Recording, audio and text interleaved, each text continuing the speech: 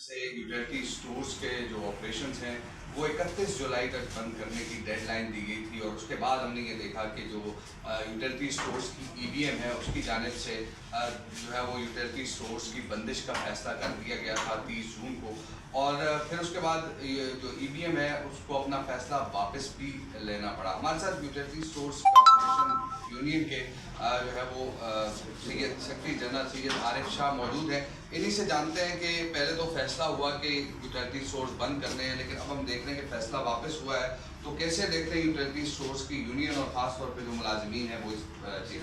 بسم اللہ الرحمن الرحیم۔ بہت شکریہ۔ دیکھیں جی، جو فیصلہ وزیر اعظم صاحب نے 31 تاریخ کو کیا ہے وہ فیصلہ تو فی الحال قائم ہے۔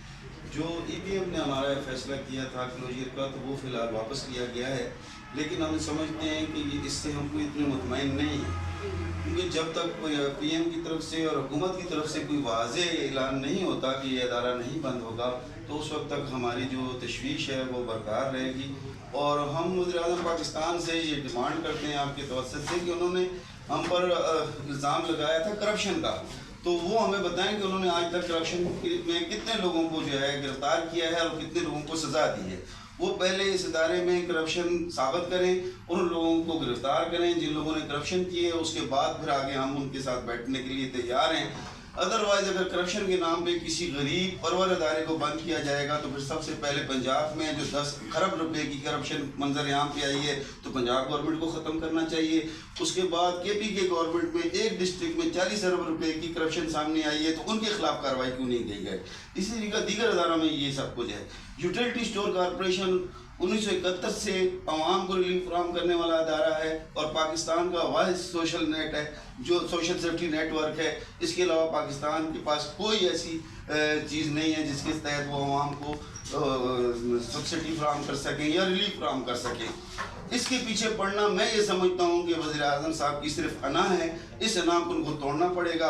اگر وہ ورکرز کے ساتھ کوئی ظلم کریں گے تو ہم دوبارہ اسلام آباد آئیں گے، اور اسلام آباد میں اس وقت تک رہیں گے جب تک ہمارے حق ہمیں نہیں دیا جاتا۔ اچھا، یہ ہے کہ رضاکارانہ سیپریشن اسکیم آپ کو آفر کی جا رہی ہے، تو کیا سمجھتے ہیں کہ آپ یہ رضاکارانہ سیپریشن اسکیم جو ہے وہ لیں گے آپ اگر یوٹیلیٹی سٹور بند ہو جاتے ہیں؟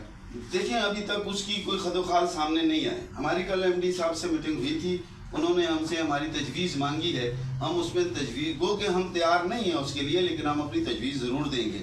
اگر ہماری تجاویز کے مطابق اور ایک قابل قبول VSS دیا جاتا ہے تو ہم اسے ضرور قبول کریں گے، لیکن اگر حکومت کوئی VSS اپنی مرضی کا تھوپنے کی کوشش کرے گی تو ہم نہیں کریں گے۔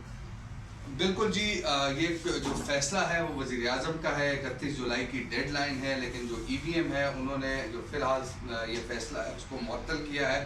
اب دیکھنا یہ ہے کہ آگے کیا لاہ عمل جو ہے وہ حکومت طے کرتی ہے، اور جو یوٹیلیٹی سٹورز ملازمین کی یونین ہے وہ کیا لاہ عمل طے کرتی ہے، یہ تو اب وقت کے ساتھ ساتھ پتہ چلے گا۔ جی